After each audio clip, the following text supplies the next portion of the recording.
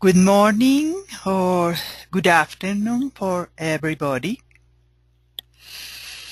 Thank you for attending this webinar. This is a training activity to assist party to implement an international agreement as an instrument for addressing the importation and exportation of any living modified organism resulting from modern biotechnology. This international instrument is called Cartagena Protocol on Biosafety, and the tool that we are going to use to give this assistance is called Biosafety Clearing House.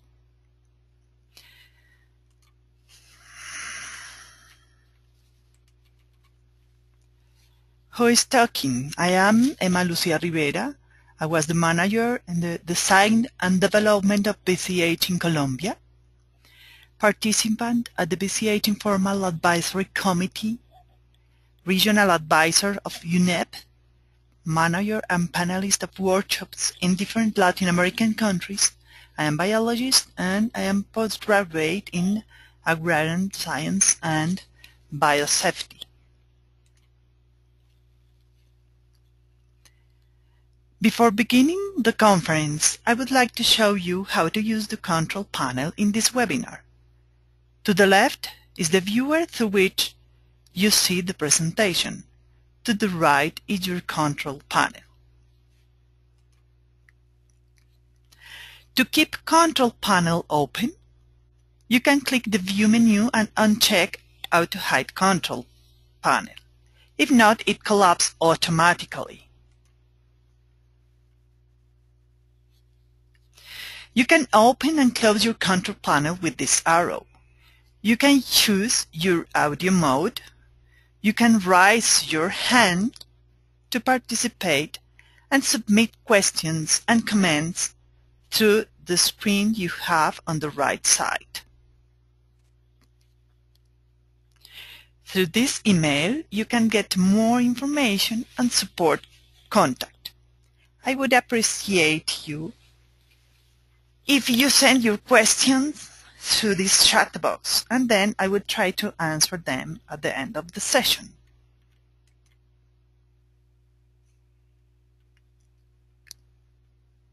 It is very important to know that this webinar will be recorded for later publishing as part of the BCH education materials. When participating in this webinar, you understand and implicitly accept this fact. Webinar participants' opinions and concepts expressed during this webinar do not reflect the UNEP official position about any aspect. In any case, the official words about any aspect related to Cartagena Protocol should be requested from the only United Nations Environment Programme official organization, Secretariat of the Convention on Biological Diversity. The red light indicates that the webinar is being recorded. If you do not want to be recorded, maintain your microphone muted and don't share your screen.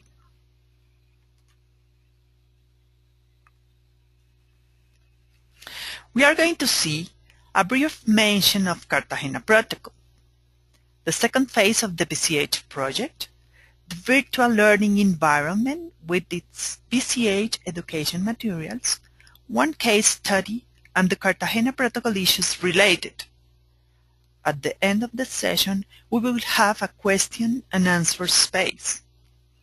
As I have said before, I would appreciate if you send your question through the chat box, and then I'll try to answer them at the end of the session.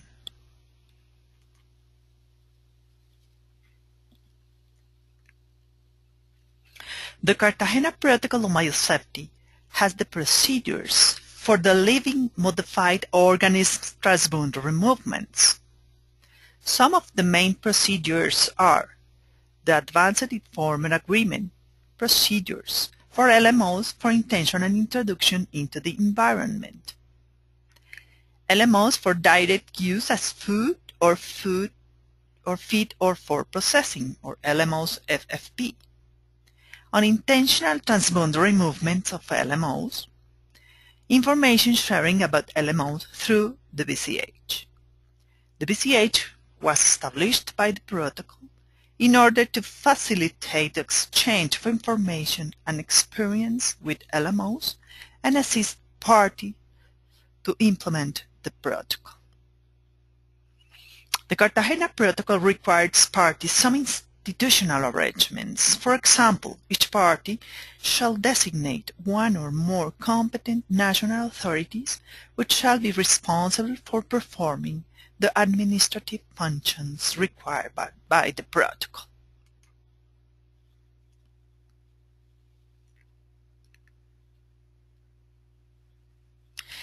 Here there are some references which could be useful to get more information about the protocol.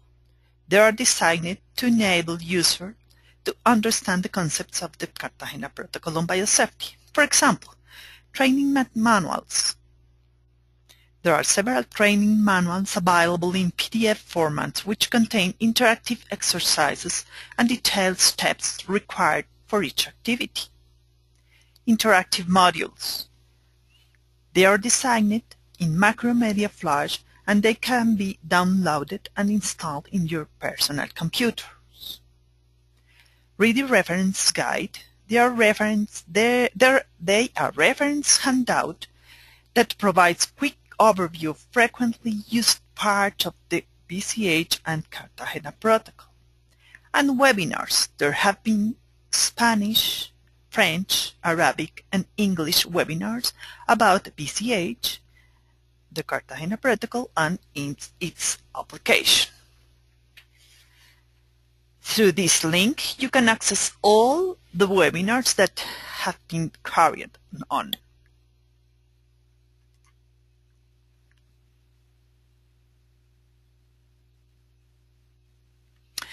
The BCH II project allows developing this kind of training activities because one of the main objectives is to continue assisting countries in strengthening national capacities to effectively access and use of BCH. The BCH project has prepared and updated training packages in the 5 United Nations languages to assist the countries in learning, understanding, and using the BCH. One of the main objectives is the global diffusion of these training packages.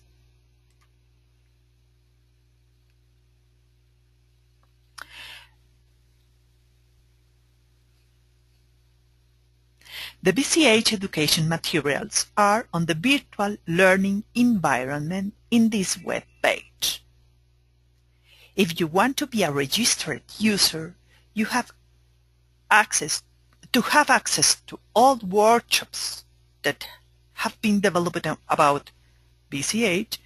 You could send an email to moodle@bch2project.org with your name, surname, and country. If you are not a registered user, you can access this virtual learning environment as a guest.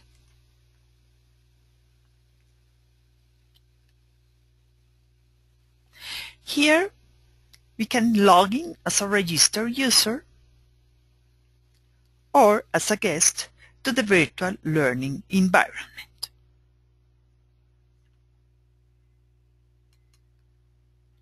On the virtual learning environment,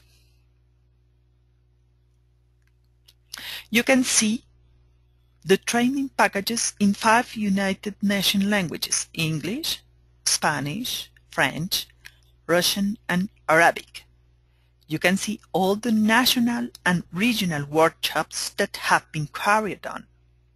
And you can access the webinars in Spanish, French, English, and Arabic languages about BCH, Cartagena Protocol, and its applications. I can access the education materials in English by clicking on the green box, BCH English Training Course.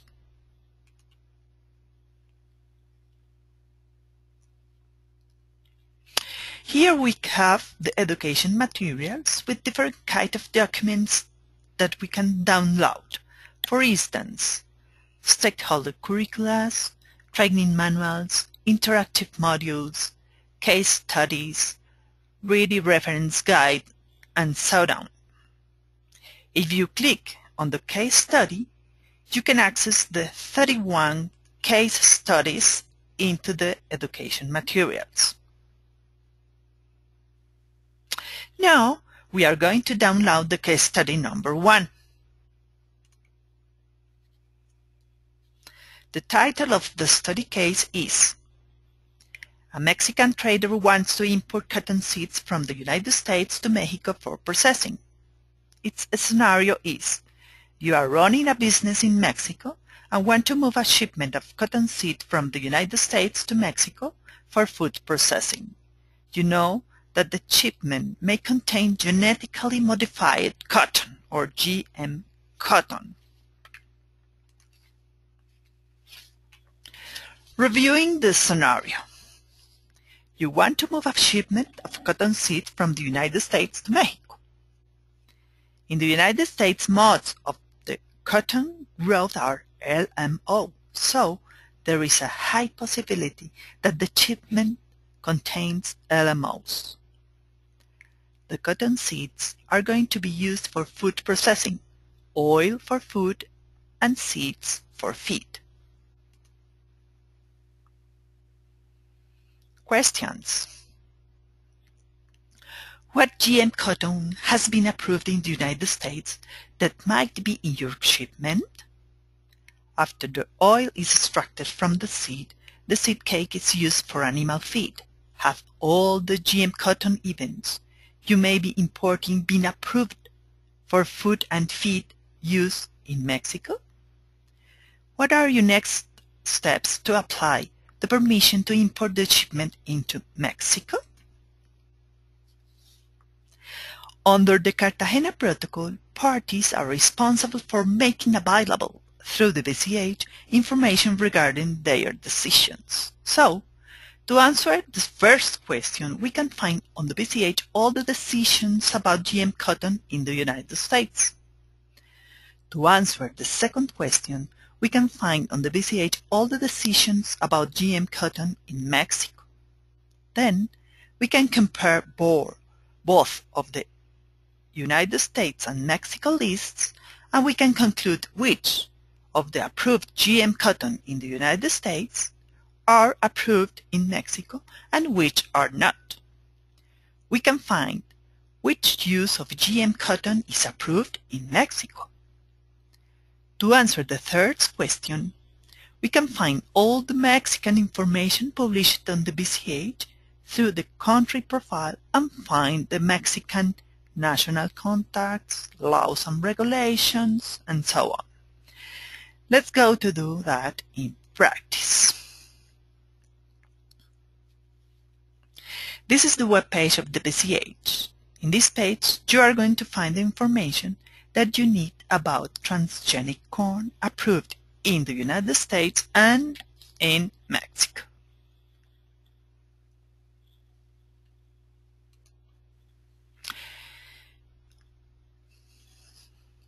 Here we have the BCH web page.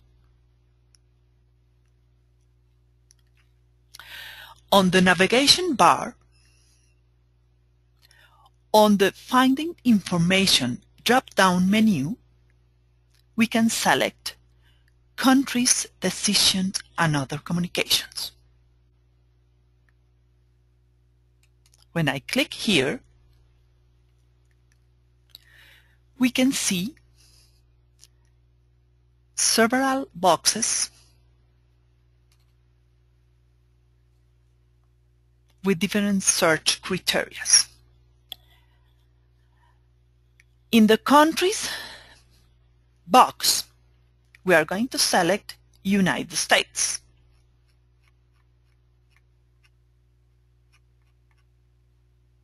of America.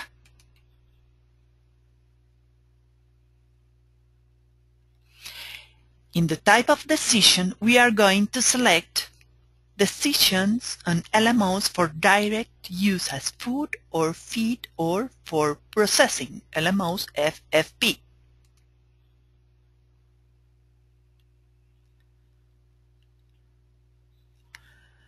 On type of living modified organism, we are going to select filter by parental organism, common name. And on parental organism, we are going to select cotton.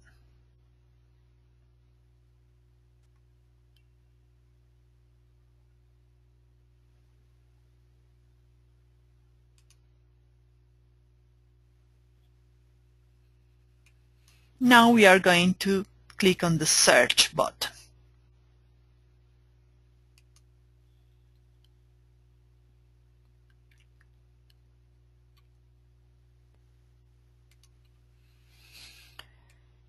Here we have 9 records about the United States of America's decisions. Decisions about transgenic corn or cotton, sorry. Now we are going to look for the information in Mexico.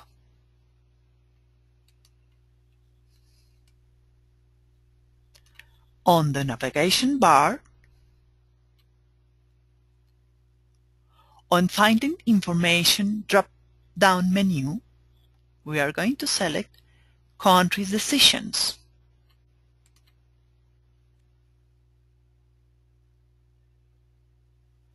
Here we have the same criteria boxes. In the country boxes, we are going to select Mexico.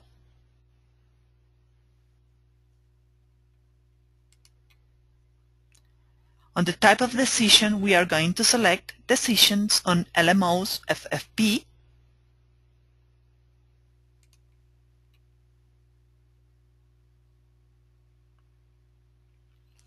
On type of living modified organism, we are going to select Filter by parental organism, common name.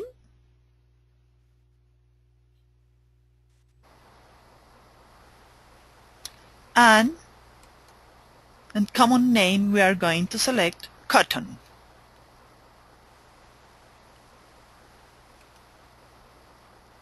Then we are going to click on the search button. Here we have 13 records about decisions in Mexico, decisions made about transgenic cotton. Now we are going to compare both lists from the United States and Mexico. As an example, I'm going to look for if these LMOs MON 1445/2 has been approved in Mexico.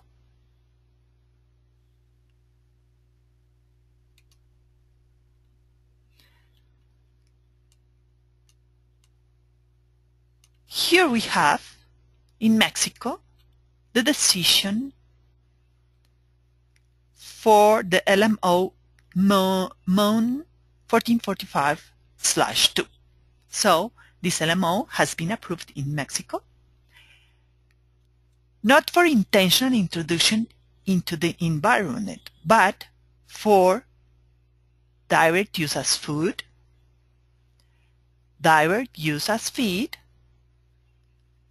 and processing. We are going to see another example. This LMO, here we have 4 LMOs, BXN, with different unique identifier.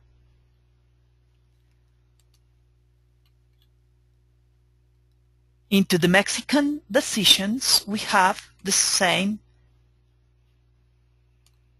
BXN, but only 3. But here there is something very important. These LMOs have been approved in Mexico only for direct use as food. Okay, another example.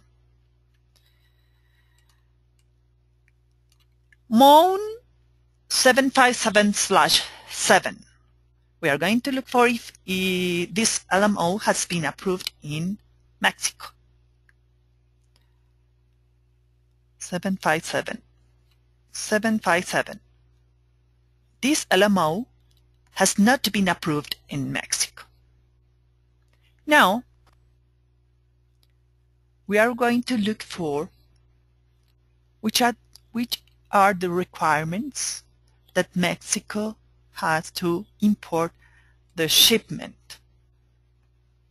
No, before I'm going to open one of the record about an LMO. For example, I'm going to open the record about the decision related with MON 1445/2. When I open this record, we can see all the details about that decision. We can see, for example, the competent national authority responsible for the decision, and we can go to the information about the LMO on which it has been made the decision. We are going to open the information about this LMO. When I open the record, we can see all the detailed information about this LMO. MON 1445/2. Okay.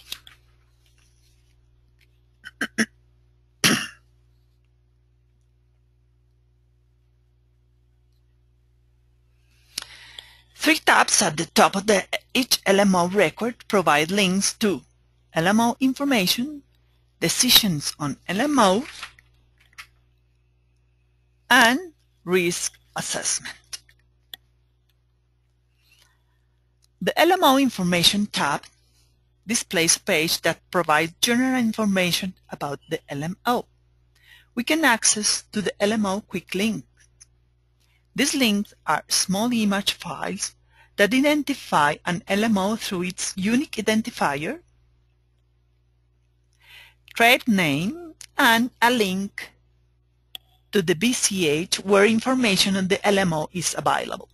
Users can easily access to the BCH page by either scanning the barcode or by typing the URL in a web browser. The Decision on LMO tab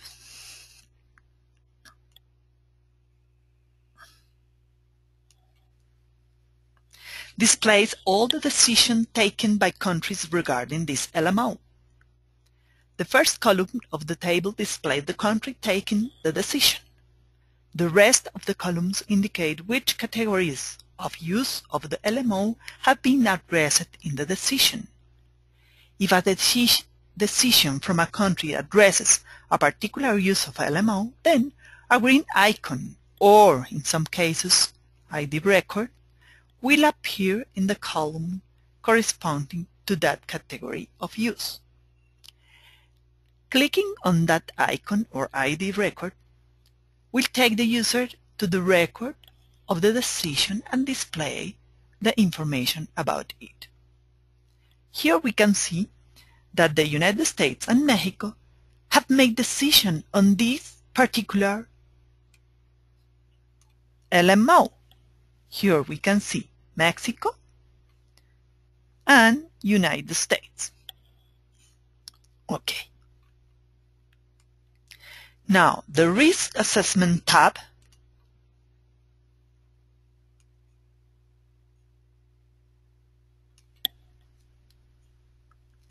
provides a list of all records containing information about risk assessment regarding the LMO selected. Now, we are going to answer the first question. To answer the question about the next steps to apply the permission to import the GM cotton shipment into Mexico, you can find all the Mexican information published on the BCH through the country profile. Here there is a small window, country profile. Here I can select Mexico. Mexico. Here we have all the information that Mexico has published on the BCH. We can see competent national authorities, for example, countries' decisions, laws, and so on. If I want to see the competent national authorities from Mexico, I can click here.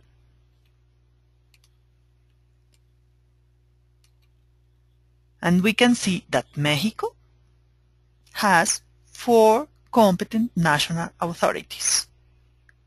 The importer could contact each one.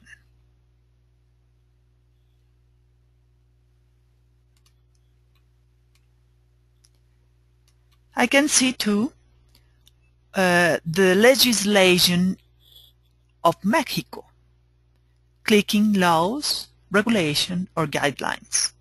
Mexico has 19 records related with legislation. When I click there, we can see all the legislation in Mexico. I only showed you the list of Mexican laws, but the user could open and download each one to know the national legislation in Mexico and to know the requirements to import the GM cotton. Okay.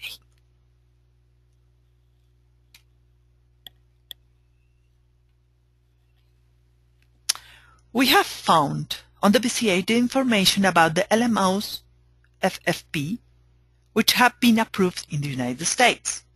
We have seen which of them have been approved in Mexico. It's important to know the LMOs used approved in Mexico. And finally, we have found the Mexican legislation, which is useful to know the next steps to apply the permission to import the shipment into Mexico. Now, we are going to see the importance of the LMO's unique identifier and the information of the intended use of the LMO. The unique identifier is a 9-digit code composed of 3 elements that are separated by dashes. These elements are 2 or 3 alphanumeric digits to designate the applicant, 5 or 6 alphanumeric digits to designate the transformation event, 1 numerical digit for verification.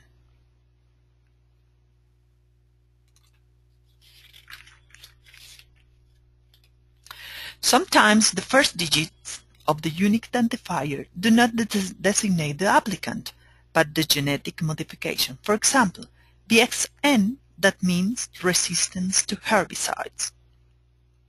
That is because before did not exist an identifier system for LMOs.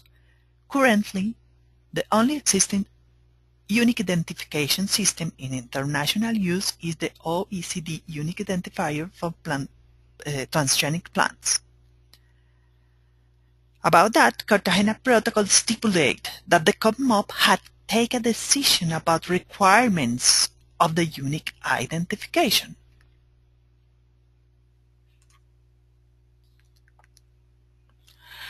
As the COPMOP shall keep on the regular review the implementation of this protocol and shall make within its mandate the decisions necessary to promote its effective implementation, then a COPMOP decision stipulates that documentation accompanying LMOs for feed, food, or processing clearly states its unique identifier code. Cartagena Protocol stipulates too, in Annex number 2, that the unique identifier is part of the information required for LMO's FFP.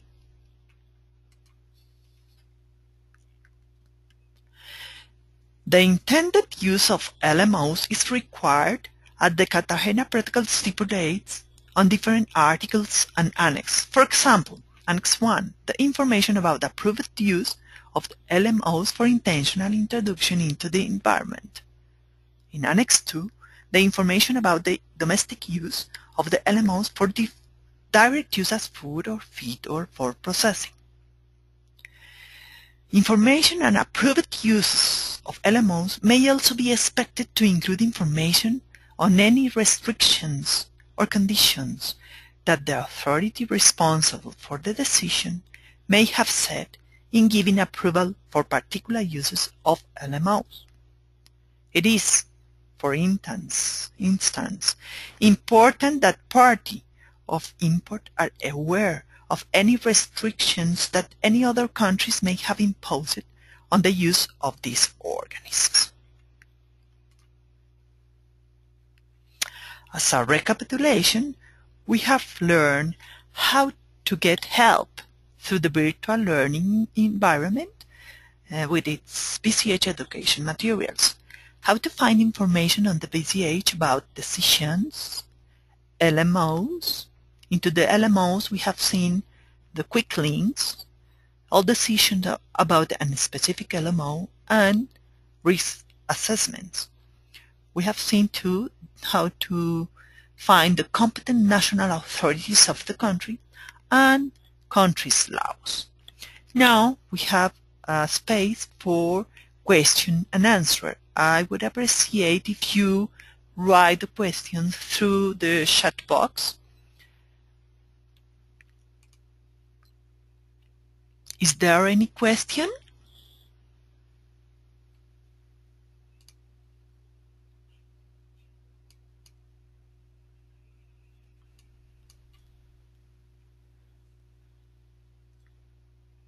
Please write your question on the chat box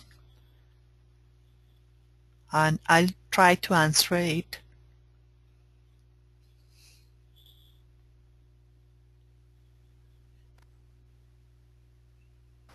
I'll give you some minutes. If somebody wants to raise your hand to participate.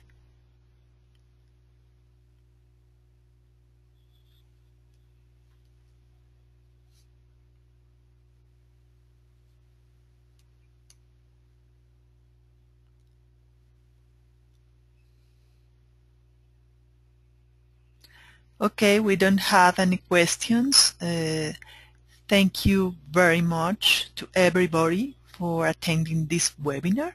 In this moment, I'm going to finish the webinar. Okay, here I am. I have a hand. I'm going to give the microphone to Joseph Kanshaw. Just a moment, please.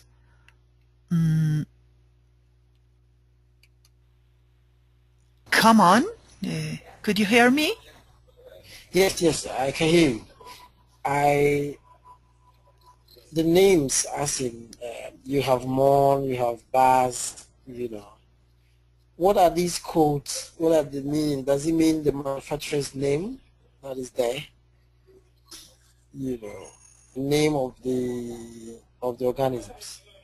The name of the organism. Organisms. You have Mon, as in the identity of the organisms. You have Mon, then the number continues. Could you explain what it means, the Mon and the Baz? Does it mean it's Monsanto? Yes. I show only some few examples, but if you want to learn more about these digits, you can find on the BCH into the education materials a list, a complete list about the meaning of all that first letters of the unique identifier. Okay.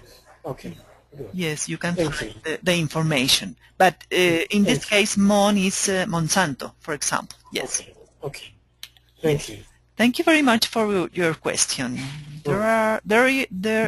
there is any question? Yes? Okay, no more questions. Thank you very much to everybody. I'm going to finish this webinar. Bye-bye.